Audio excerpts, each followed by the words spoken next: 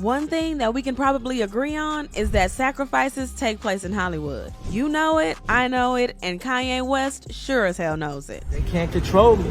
You get what I'm saying? They can control Shaq. They can control Charles Barkley. They can control LeBron James. They can control Jay-Z and Beyonce.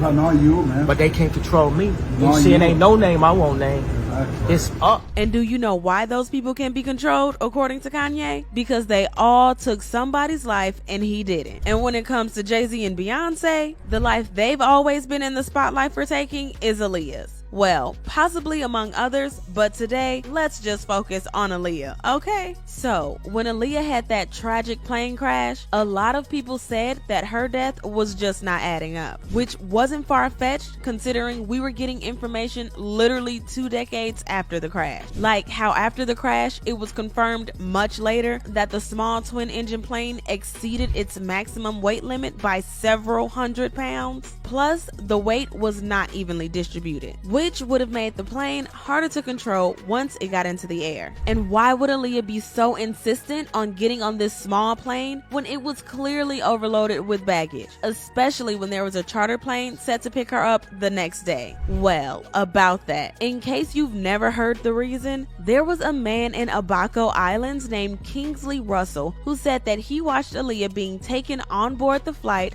while she was asleep, knocked out by a pill that a member of her team had given her. I mean, these things definitely make it look like the death was hella planned. It also doesn't help that Aaliyah actually sort of had a premonition of her death when she did an interview in Paris just weeks before she died, and this is what she said. "It's dark in my favorite dream. Someone is after me, don't know why, I got fear. Then suddenly I lift off. I fly away, far away. No one can reach me. No one can touch me. It's a wonderful feeling." The sudden liftoff that she was talking about was possibly a representation of death, but she was still unaware. But weeks later, Aaliyah's plane crashed in the Bahamas, and since then, there has always been a conspiracy theory that Jay-Z sacrificed Aaliyah so that Beyonce could rise. And of course you won't believe it if you don't see receipts, right? That's why I got you. Okay, the first thing that people have always used to connect the dots between Aaliyah and Beyonce is surprisingly their names. And based on the research I did, Aaliyah means the highest, most exalted one, and Beyonce means one who is beyond others.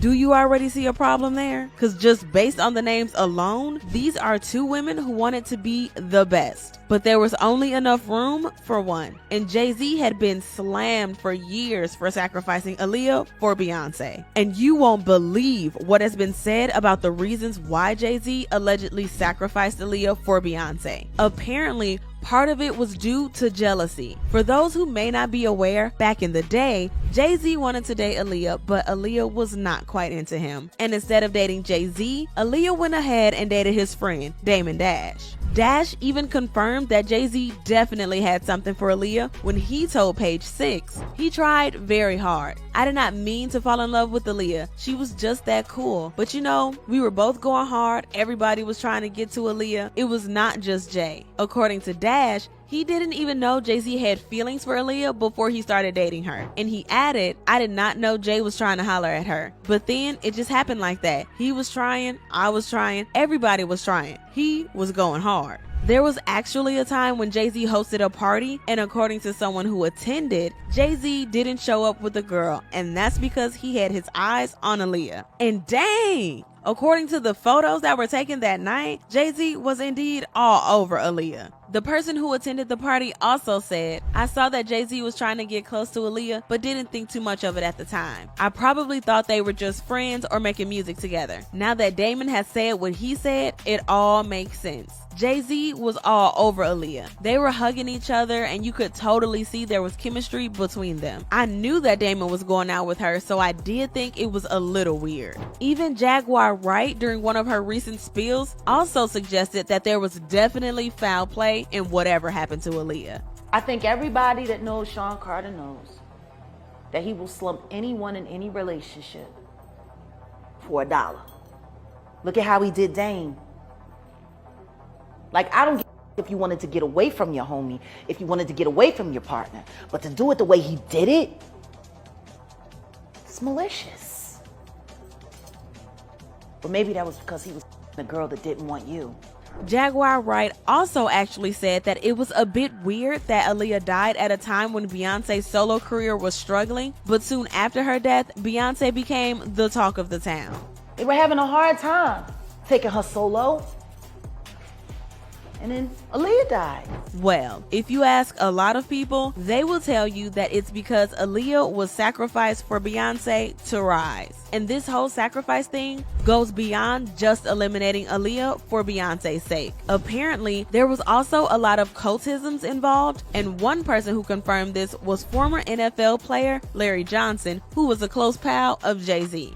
Well, it's obviously they've been controlled by Satanism. I mean, I'm not really scared to say that. We all know Luciferians, Freemasons, and all occult knowledge that was drugged up from Egypt have now surfaced itself in American society. Obviously, they're not serving the same Most High God that I am. And that's what makes us enemies, that I stand for a completely different doctrine, a completely different nation, and a completely different truth than he does. Also, remember when Jay-Z came out with a remix of Aaliyah's song, I Miss You? And in the song, he said, "You used to read Seed of the Soul?" Those were not just words, by the way. Seed of the Soul is actually a book about opening your third eye. And once your third eye is opened, your intuition is at its highest peak. Maybe that's why Aaliyah was talking so much about her dreams weeks before she passed on. It's possible that her third eye was open and she was being warned of something, but she didn't have enough time to put the pieces together correctly. And here's a conspiracy theory that will definitely leave your jaw on the floor. Jay-Z sacrificed Aaliyah and got with Beyonce as a cover-up, and for their sacrifice to go full circle, Blue Ivy had to be born in the same birth month as Aaliyah. I know, it sounds really crazy, but the things that Blue Ivy has been associated with are also equally insane. Like when she was born, people started coming up with all sorts of theories, like how Blue Ivy backward is Elup Uv, and the letters apparently translate into Latin as Lucifer's daughter. There were also claims that Blue is an acronym for Born Living Under Evil, while Ivy stands for Illuminati's very youngest.